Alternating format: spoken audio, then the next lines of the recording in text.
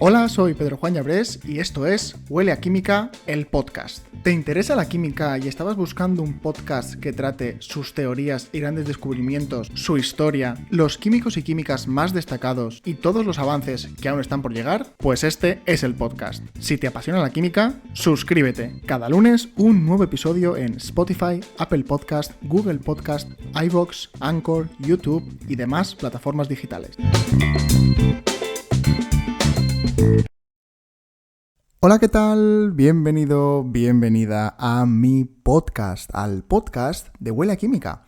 Un podcast en el que cada semana te sigo trayendo contenido relacionado con nuestra ciencia favorita, la química. Antes de empezar, quería dar las gracias, quería agradecerte a ti que estás detrás de esta conversación, que bueno, aunque solo hablo yo, para mí es una conversación. Porque, bueno, el podcast está creciendo y también las últimas semanas en redes sociales me habéis dado mucho apoyo, mucho feedback. Me gusta mucho que me deis feedback, que charlemos por los chats de las redes sociales. Os habéis suscrito mucha más gente al canal de YouTube, a Instagram, y las escuchas del podcast pues también van creciendo. A un ritmo que quizá mucha gente considerará que es pequeño, no lo sé. Hay gente que tiene muchos más seguidores, muchos más números, pero para mí, para mi nivel y este podcast que está todavía naciendo para mí, aunque llevemos ya 25 episodios, pues está muy bien y estoy muy agradecido.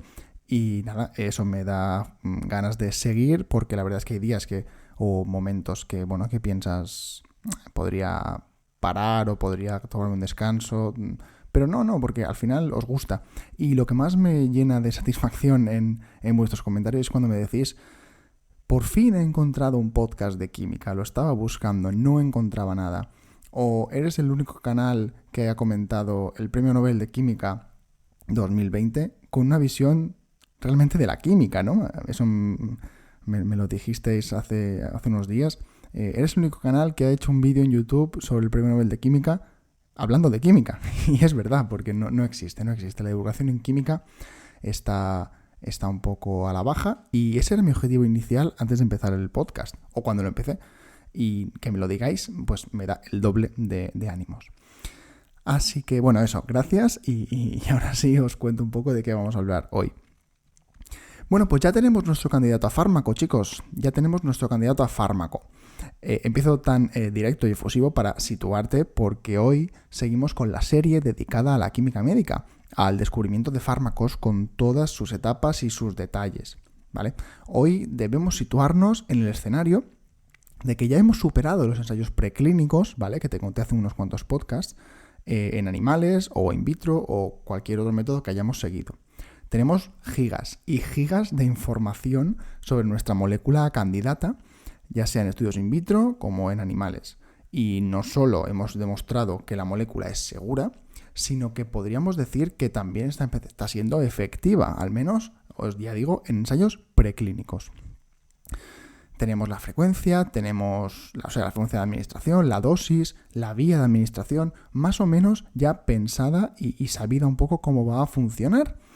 Pues es hora de comenzar ensayos en humanos, y de eso vamos a hablar hoy, de los ensayos clínicos, ensayos en humanos. Pero quizá no quiero darte una visión técnica de lo que es un ensayo clínico. Creo que lamentablemente, entre comillas, me explico.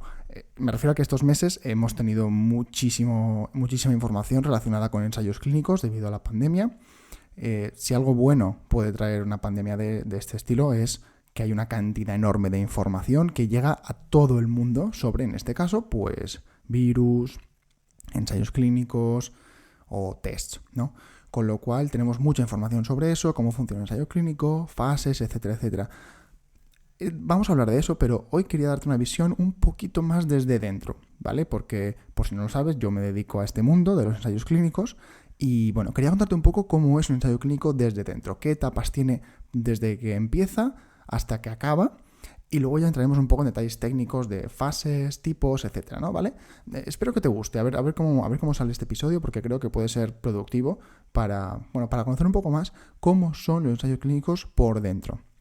Pero antes te invito a que te suscribas a este podcast en la plataforma en la que estés, que me sigas en YouTube, porque también cuelgo el podcast en vídeo podcast, pero también otros vídeos de diferentes temáticas y en redes sociales. En Instagram sobre todo es donde más estoy y te pediría que además de suscribirte, des likes, dejes algún comentario, que no cuesta nada. Al menos dejar un like no cuesta nada. Yo desde que soy creador de contenido, cada vez que entro a un vídeo de YouTube, cada vez que entro, antes de que empiece doy al botón del like, porque sé lo importante que es ese número para que la plataforma te tenga en cuenta. Y lo mismo en Instagram, cuando publicas un post y tiene muchos likes, comentarios, la gente lo comparte, etcétera, el propio algoritmo de Instagram lo comparte, lo hace que lo veas más en tu feed.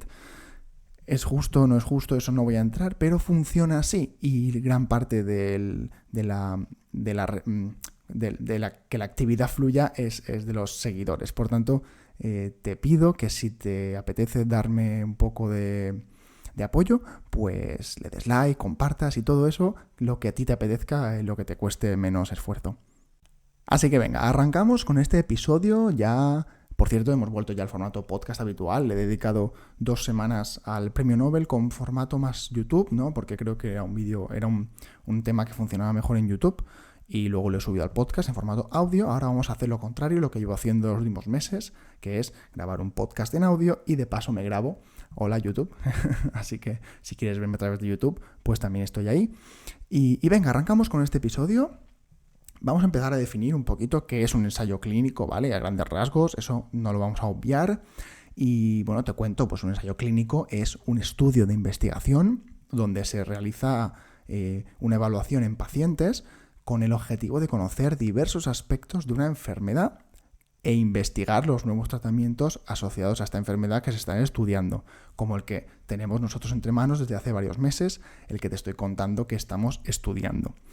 Básicamente un ensayo clínico ayuda a los investigadores a saber, pues por ejemplo, cómo de efectivo es un nuevo tratamiento contra una enfermedad y también muy importante si es mejor que las otras opciones de tratamiento que se utilizan habitualmente, porque hoy la gran mayoría de fármacos que salen al mercado no son nuevos, no son contra enfermedades nuevas, sino que son contra enfermedades conocidas para mejorar el tratamiento existente, ¿no? Porque lamentablemente las enfermedades nuevas que pueda haber suelen ser ya las enfermedades minoritarias y no se destinan tantos recursos a ellas como las enfermedades que afectan a más personas.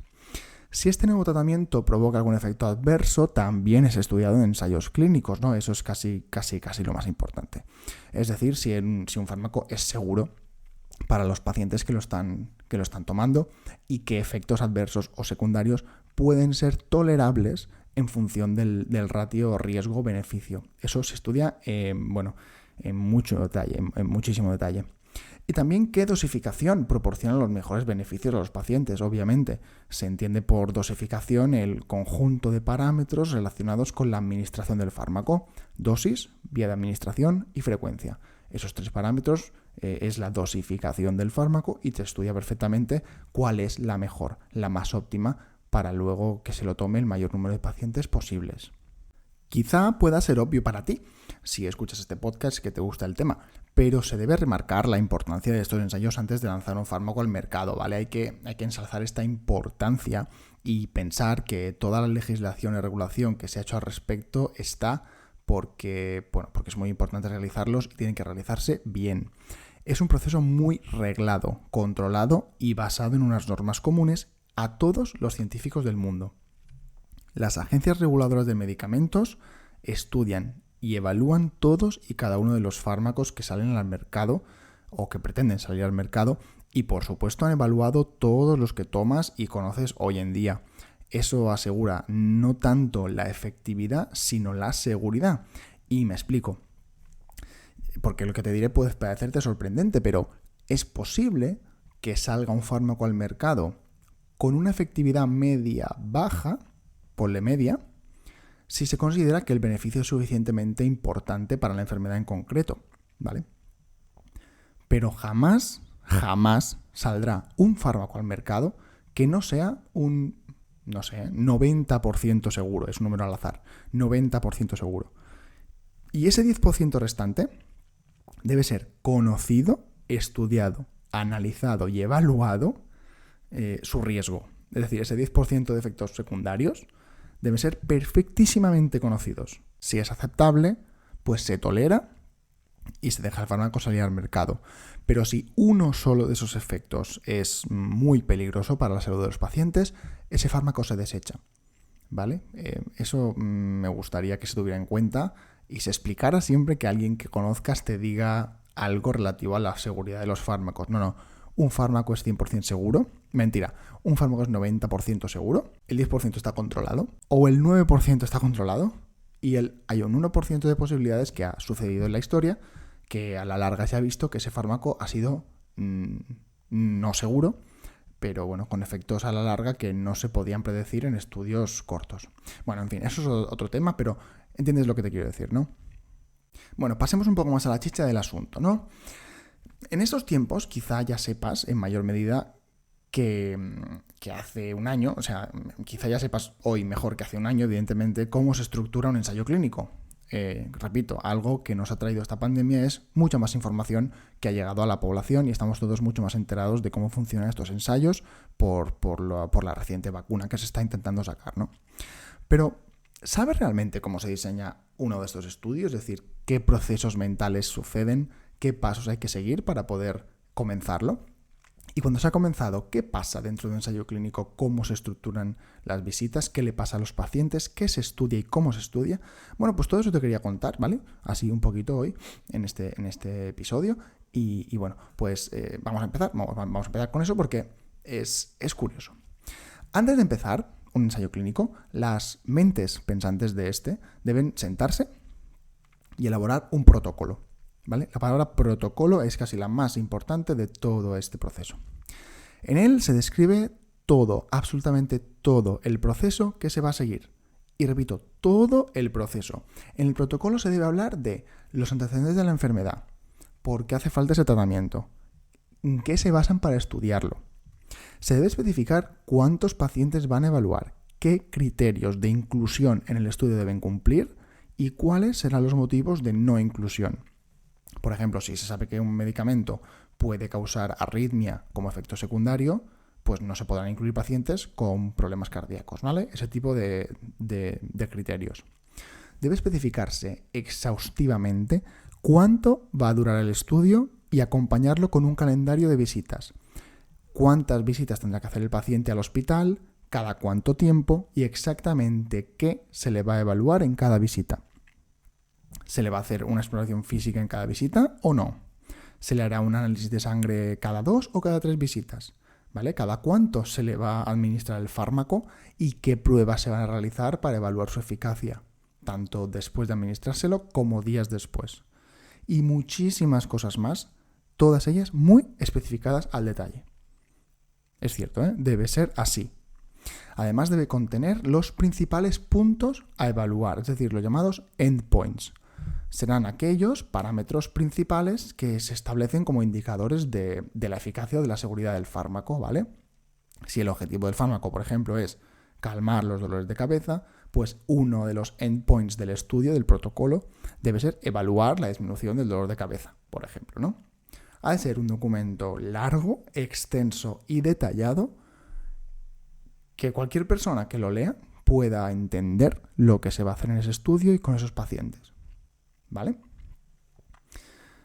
Ese protocolo, una vez elaborado, debe ser revisado y aprobado internamente, ¿vale? Por las partes involucradas y posteriormente se debe ser enviado a las agencias reguladoras. El protocolo y todo su contenido debe ser autorizado por organismos oficiales, autoridades sanitarias y comités éticos, siendo evaluado por un comité también de investigadores que certificarán si cumple o no la normativa y si los parámetros a evaluar son los que tocan, es decir, evaluarán el protocolo a nivel científico, técnico y legal. Y si no lo consideran, pues pueden o bien proponer cambios o tumbar el estudio, ¿vale? Esta primera parte es importantísima, definir tu estudio clínico. Cuando el estudio comienza y mientras dura el mismo estudio, acorde al protocolo y según el calendario de visitas establecido y aprobado por todas las partes, los pacientes deben acudir al centro hospitalario en los días establecidos, ¿vale? Por el protocolo. recibir su tratamiento, someterse a pruebas previas, posteriores a este, y en definitiva estar a disposición siempre del equipo investigador, ¿vale? El paciente es responsable también de aportar toda la información relativa a posibles efectos adversos que haya sufrido entre visitas, ¿vale? Entre que vas al hospital y vuelves, el paciente debe recoger todos los efectos adversos que haya sufrido esas semanas o esos días o esos meses. Desde mareos, dolores, náuseas, caídas, fallos de memoria, incluso debe reportar accidentes, como por ejemplo cortarse en casa con un cuchillo o ser atropellado por un vehículo, ¿vale? Todos los efectos adversos deben ser reportados porque nunca se sabe cuál de ellos puede ser debido al fármaco y cuál no. Y también deben reportar el listado de medicamentos que se toman por cualquier motivo durante el estudio, ya sea un paracetamol para un simple dolor de cabeza o medicamentos que tome regularmente por otras patologías suyas, ¿vale? Todo debe ser recogido como un dato. El paciente debe seguir el calendario del estudio a rajatabla siempre que sea posible y todos deben hacerlo de la misma manera. Debe intentar cumplirse que los pacientes sigan el protocolo a rajatabla para que así los datos sean fiables, ¿vale? Sean fiables, analizables y comparables, porque si no, los datos no se pueden comparar entre ellos. Así el estudio irá avanzando y la cantidad de datos irá obviamente aumentando. Los pacientes acabarán el estudio, unos prematuramente por motivos ajenos o por motivos adversos y otros según lo previsto, según el protocolo. Si el estudio tiene que durar 3 años, pues algunos pacientes lo acabarán a los 3 años. Una vez finalizado el estudio, todos esos datos se deben recoger y analizar para obtener toda la información estadística que el equipo de investigador plasmó en el protocolo, ¿vale? En el protocolo se especifica cómo se van a recoger los datos, qué se va a hacer con ellos y, por tanto, el último paso de un ensayo clínico siempre es recoger los datos, organizarlos y analizarlos. Todo este proceso es muy largo, ¿vale? Es muy largo. Depende del ensayo, ¿no? Hay ensayos que duran 6 meses y otros que duran 5 años, pero bueno, el proceso en sí mismo es largo y complejo. Todos deben pasar por esas etapas sí o sí, ya sea un estudio más complejo o un estudio más sencillo. Y una vez finalizados y con todos los datos analizados, esos datos se deben presentar de nuevo a las mismas agencias reguladoras. Y si todo sale bien y están conformes y todo se ha realizado correctamente, el fármaco puede entonces ser aprobado. Si todo ha salido bien, repito, el ensayo ha sido un éxito, la tasa de curación ha sido muy alta y los efectos adversos han sido pocos y muy leves, ¿vale? Pues ese fármaco pasa ya a esa fase de manufacturación en la cual ya se puede elaborar para comercialización. Ojo, eso si es en fase 3 o sí, si está en fase 3, obviamente. Ahora hablaremos de la fase 1, fase 2, fase 3. Digamos que si todo esto sale bien en una de las fases, pues pasas a la siguiente fase, ¿no? Eso, vale, ahí me he colado un poco, ya me he ido directamente a la fase 3, pero no, habría que esperar a llegar a esa fase 3 para que se comercialice. Pero bueno, me explico, ¿no? Es decir, en fase 1, ahora hablaremos de ella, si todo se cumple en fase 1, que es un estudio más sencillo que la fase 2, pues se pasa a fase 2, fase 3 y luego ya fase 4. Pero bueno, fármaco aprobado estudio aprobado, ¿vale? Lo que queráis. Y cuando llegamos a esa fase 4, ¿vale? Ahora imagina que ya hemos pasado fase 1, fase 2, fase 3 y tenemos nuestro fármaco a punto de ser comercializado. Se ha acabado aquí ya la ciencia, ya estamos en manos de las multinacionales farmacéuticas que van a tratar a esa molécula que hemos creado, ¿no? En su momento en el laboratorio. ¿La van a tratar ya como un producto comercial y nada más? Pues no, para nada. Ahora se entra en la fase de seguimiento, la fase 4, como te he dicho, en la que se pueden también planificar otro tipo de ensayos clínicos, no tanto de evaluación de resultados, sino de seguimiento de ese fármaco en la práctica clínica habitual. Como digo, es un ensayo clínico distinto al que hemos completado ahora a los de fase 1, fase 2, fase 3, con un protocolo diferente y se recogen datos diferentes, en este caso de pacientes que se sabe que se está tomando ese fármaco que ya se ha aprobado para su enfermedad real, en la vida real, según práctica clínica habitual.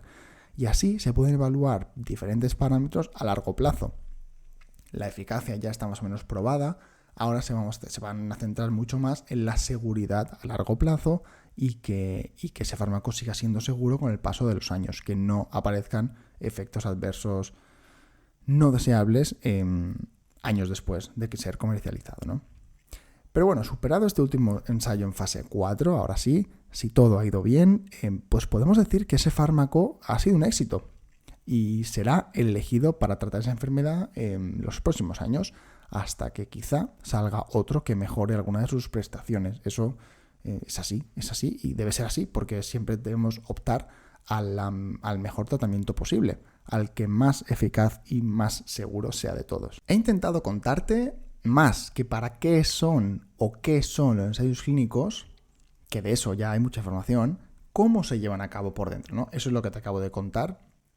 Y como profesionalmente me dedico a eso, me dedico a manejar los datos generados en ensayos clínicos, ¿vale? Soy Clinical Data Manager en una empresa, algo así como gestor de datos clínicos, ¿no? Pues por eso conozco un poco cómo se desarrollan los ensayos a nivel interno, ¿no? Yo leo protocolos, yo llevo los datos de los ensayos de los pacientes, de las visitas que te comentaba, ¿no? Pues de cada visita de pacientes yo veo los datos de los ensayos y luego me dedico a gestionarlos, ¿no? Con el equipo y tal. Bueno, algún día hablaremos de eso si queréis.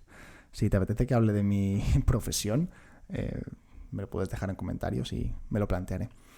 Y bueno, creo que es una visión interna del proceso que poca gente conoce, la verdad, poquísima. Yo no la conocía antes de entrar al mundillo, con lo cual me ha parecido interesante. Y como comprenderás y me perdonarás, lo he resumido, pues no sé, al 10% de toda la información que te podría contar. Y bueno, que te podría contar, no, yo no sé, no la sé toda, pero seguro que lo he resumido al 10% de la información global que se puede tener de este campo. No puede durar horas y horas este podcast, pero te puedes quedar con una idea general de cómo funciona esto y, oye, quizá en la próxima charla con tus colegas cuando salga el tema, que es un tema que suele salir, ¿no?, en una reunión de colegas, pues puedas tener un poco de conversación y participar de ese tema, ¿no? Pero no quisiera acabar aquí y me vas a dejar 5 o 10 minutos más de este episodio para hacerte un resumen, un overview, 4 pinceladas de los tipos de ensayos clínicos que hay, porque lo que te he contado es tan general, hay tantos matices que depende todo del tipo de ensayo clínico que estemos llevando a cabo. No hay un solo tipo de ensayo clínico, hay muchísimos. Y porque existen muchas variables y muchos parámetros que se pueden alterar y que definen un tipo de ensayo clínico, ¿vale? Y nada, quería contarte un poco, así muy de check, de punto por punto, qué tipos de ensayos clínicos hay, ¿no? Vamos a ver, podemos encontrar clasificaciones de ensayos clínicos según el desarrollo clínico en el que estemos, ¿vale? Lo que hemos dicho, fase 1, fase 2, fase 3, fase 4. Así, los ensayos fase 1 pues serían aquellos que se centran más en estudiar la seguridad de un fármaco en humanos, así como pues ya la vía de administración y la dosis más adecuada para personas. Se estudian pequeños grupos de pacientes, normalmente no enfermos, y distintos tipos de perfiles, ¿no? En la fase 2 se evalúa la eficacia, ya se empieza a mirar más la eficacia y también la seguridad del medicamento con muchos más pacientes que en la fase 1 y ya incorporando pacientes enfermos de la enfermedad que estemos tratando. En la fase 3 ya se basa mucho más en evaluar los beneficios terapéuticos del fármaco, sobre todo frente a otros fármacos que traten lo mismo. Y siempre la seguridad está ahí, con más restricciones, más parámetros y todo eso, ¿no? El número de pacientes ya es muy grande como para intentar simular una población elevada. Y en la fase 4, como he explicado antes, se realiza una vez el fármaco ya está comercializado y se busca más información sobre el fármaco en una población más amplia, en casos reales, no tan controlados en un ambiente de ensayo clínico estándar y sobre todo la seguridad a largo plazo y encontrar efectos que no se pueden encontrar en un ensayo clínico de unos cuantos años, ¿no? Pero también hay otras clasificaciones, como por ejemplo, según si el ensayo está controlado o no. ¿Qué es esto? Pues un ensayo puede ser controlado o no controlado. Si es controlado, lo que se hace es generar un grupo control al cual se le va a dar un tratamiento diferente al tratamiento experimental, ¿vale? Esos pacientes no van a recibir el tratamiento experimental que estamos evaluando, sino que se le va a dar o bien otro fármaco que está en el mercado, si queremos comparar el nuestro con otro, o un placebo. Claro, porque el efecto placebo existe y es muy importante evaluarlo. Rápidamente, el efecto placebo es ese efecto que nos genera nuestra mente, normalmente de beneficio, por el propio hecho de estar siendo tratados, ¿vale? A lo mejor te pueden dar un medicamento, te sientes mejor, o te da una pastilla de azúcar con la misma forma que el medicamento y te sientes mejor también, pero a nivel anímico, mental, se puede confundir con una mejora clínica, en fin, supongo que sabes lo que es, ¿no? Por tanto, es un estudio controlado, grupo experimental, grupo control, para evaluar puramente los beneficios médicos de nuestro fármaco. O puede ser un estudio no controlado, entonces los pacientes se les administra el fármaco experimental a todos y ya está. Eso suele hacerse sobre todo en etapas tempranas, en fase 1 o tal. Normalmente un estudio siempre tiene que ser controlado, si es un estudio serio y bien realizado. Si tenemos un grupo control, ¿vale? Suponiendo que ya tenemos un ensayo controlado, podemos diferenciarlos entre los que son enmascarados o no enmascarados. ¿Qué significa? Un ensayo controlado, no enmascarado, es el en el cual no se oculta ninguna de las partes el tratamiento asignado a cada paciente, ¿vale? Todos saben qué tratamiento se le está dando a cada paciente, incluido el propio paciente. No tiene mucho sentido si le estamos dando un placebo que sepa lo que es. Por tanto, se suelen usar ensayos enmascarados, ensayos ciegos. Se oculta a alguna o algunas de las partes el tratamiento asignado a cada paciente. Y aquí podemos diferenciar entre simple ciego, que en el cual solamente el sujeto no sabe qué tratamiento está recibiendo, doble ciego, en el cual el sujeto y el observador de ese sujeto, el observador directo, no sabe qué tratamiento está recibiendo, o triple ciego, donde ya se añade pues el investigador principal, el analista de los datos, por ejemplo, es decir, más partes, ¿no? Y podemos extendernos ahí a cuádruple ciego y tantos ciegos como haga falta. Lo importante aquí es eliminar sesgos individuales, eliminar subjetivismos, eliminar factores ajenos a la objetividad de ese ensayo. Normalmente se realizan ensayos doble, triple ciego, sobre todo cuando las variables clínicas pueden ser interpretadas de maneras diferentes, ¿no? No son tan objetivas y bueno, normalmente es que sea un ensayo controlado, doble ciego es lo más estándar del mundo, ¿no? Pero luego también hay otro tipo de sesgo que puede ser la distribución de pacientes a cada grupo. ¿Qué pacientes meto en el grupo control? ¿Qué pacientes meto en el grupo experimental? Bueno, pues esto es lo que diferencia a los ensayos aleatorizados o no aleatorizados. Un ensayo no aleatorizado es aquel en el cual los pacientes se designan a cada grupo pues de manera consciente. Tú a este y tú a este, ¿vale? En cambio, un ensayo aleatorizado es aquel en el cual los pacientes son distribuidos al azar en cada brazo de estudio. Brazo significa cada grupo. El objetivo es conseguir que los diferentes grupos sean homogéneos y comparables. Evitar el sesgo del propio investigador que los coloca en cada grupo, porque tampoco tendría mucho sentido éticamente que un investigador decidiera qué paciente toma el tratamiento y cuál no, porque estás privando al paciente de una forma deliberada a tomar un tratamiento que podría curarle, ¿no? Porque obviamente es experimental, pero si funciona, le estás curando. Y si no lo toma, no le estás curando.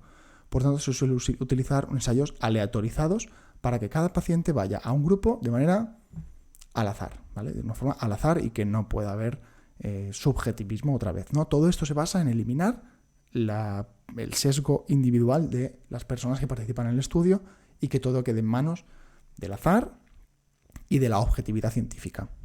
Dentro de estos ensayos controlados y con diferentes grupos, también puede tratarse un ensayo de diferente manera según si es cruzado o paralelo, en cuanto a la exposición al tratamiento. Un ensayo cruzado es aquel en el que cada individuo recibe de manera consecutiva cada uno de los tratamientos. Es decir, hay un grupo control y un grupo experimental, pero los pacientes en un momento de estudio se giran. Primero uno toma el control y luego el tratamiento, y uno empieza a tomar el tratamiento y luego el control. Ellos no lo saben, si es ciego, que seguramente, pero es así. O un ensayo paralelo es aquel en el que cada grupo recibe un tratamiento siempre uno control y siempre uno el experimental. Para según qué tipo de fármacos puede interesarte uno u otro. Esto es más, no es que uno sea más habitual que otro, sino bueno, pues puedes querer que el paciente tome primero control y luego experimental, o al revés, en fin, eso ya es a criterio. Después también podemos evaluarlo por el número, por cuántos hospitales se lleve a cabo. Puede ser unicéntrico, que se lleve en un hospital, lo cual delimitará mucho la población, o multicéntrico, ¿vale? Que se lleve en diferentes hospitales. Y si además esos hospitales son de diferentes partes del mundo, pues aumentarás más aún la población, la variedad de la población, ¿no? En eso influye los hospitales que se lleven a cabo. Y luego también te puedo comentar que según el grado de intervención del investigador, del grupo investigador, puede ser un ensayo experimental o un ensayo observacional. Un ensayo experimental es el que hemos comentado, en el cual los investigadores están 100% implicados en el proceso, ¿no?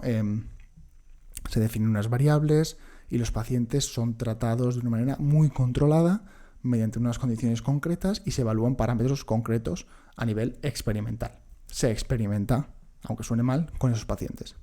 Un estudio observacional es aquel en el cual el investigador no determina nada, sino que solamente observa cómo el paciente evoluciona bajo una práctica clínica habitual de hospital normal.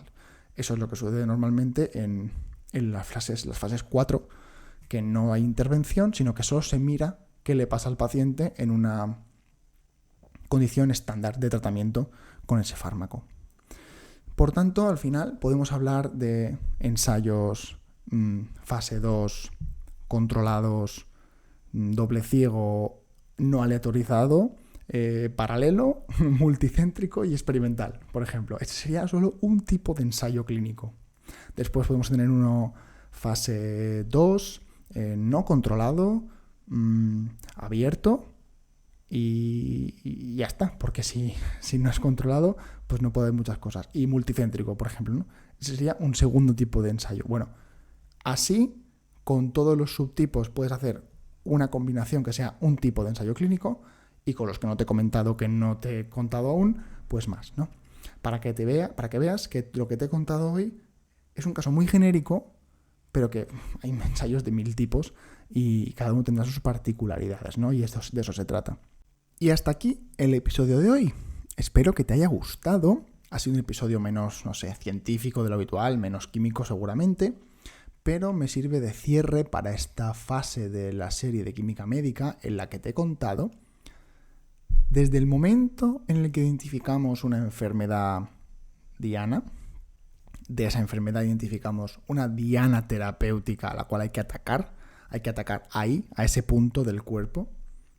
¿Cómo lo hacemos? Pues vamos a ver cómo validamos esa diana, con qué se suele atacar, qué moléculas se tienen que sintetizar para atacarla, ¿no? Desde el laboratorio de química. Si esa molécula empieza a funcionar, ¿cómo se optimiza su estructura? ¿Cómo hacemos que sea mejor? ¿Cómo pasamos de un hit a un lead? Ese lead vamos a probarlo primero en animales, vamos a ir cautos, primero en animales, luego in vitro también, y a ver cómo va evolucionando. Y finalmente hemos acabado hoy con que esa molécula, que empezamos a diseñar años atrás, o se empezó a diseñar en un laboratorio años atrás, no tenemos que ser el mismo equipo, ¿cómo la hemos evaluado en humanos mediante unos parámetros muy controlados y cómo finalmente pues hemos llegado a éxito? Hemos pasado a la fase 1, la fase 2, la fase 3, la fase 4 y 20 años después, no lo sé, 15 años después de esa identificación primera de la diana, tenemos a nuestro fármaco en el comercio y está tratando la enfermedad que identificamos años atrás. ¡Wow! Ha sido un resumen muy escueto de lo que es el desarrollo de fármacos, pero eso te he contado en los últimos meses. Si no has escuchado todo eso, por favor, vuelve atrás. Tengo mis podcasts organizados por la serie Química Médica. 1, 2, 3, 4, 5, 6. Creo que este es el séptimo episodio de Química Médica, en el cual te he contado el desarrollo de fármacos. La serie no acaba aquí. Ahora voy a empezar a contarte cositas de química médica mucho más específicas. Tengo algunas ideas, a ver si las puedo llevar a cabo. Por ejemplo, neurotransmisores. Es decir, química médica engloba toda aquella sustancia química que nos afecta a nivel terapéutico o no terapéutico, sino que tiene un efecto en nuestro organismo, ¿no? Muchas pueden ser externas, como son los fármacos, pero hay moléculas internas que tienen muchísimos efectos en nuestro organismo a muchos niveles, como por ejemplo las hormonas, los neurotransmisores, etcétera, etcétera. Así que vamos a seguir hablando de química médica en este podcast, no te preocupes, lo iré intercalando con otro contenido, pero esto no acaba aquí. Hasta aquí el desarrollo de fármacos. Eso sí, ya tenemos nuestro fármaco en el mercado y ya hemos acabado el proceso. Te espero la semana que viene en otro episodio. Espero que te haya gustado. Comparte, da like. Me ayuda muchísimo, la verdad. No te puedo pedir más que hagas eso. No cuesta dinero realmente, no cuesta nada. Te cuesta el esfuerzo que tú quieras ponerle a ello. Hay quien prefiere darle al like, hay quien prefiere comentar e interactuar conmigo, pero no te puedo pedir más. Así que ya sin más, te espero la semana que viene en otro episodio.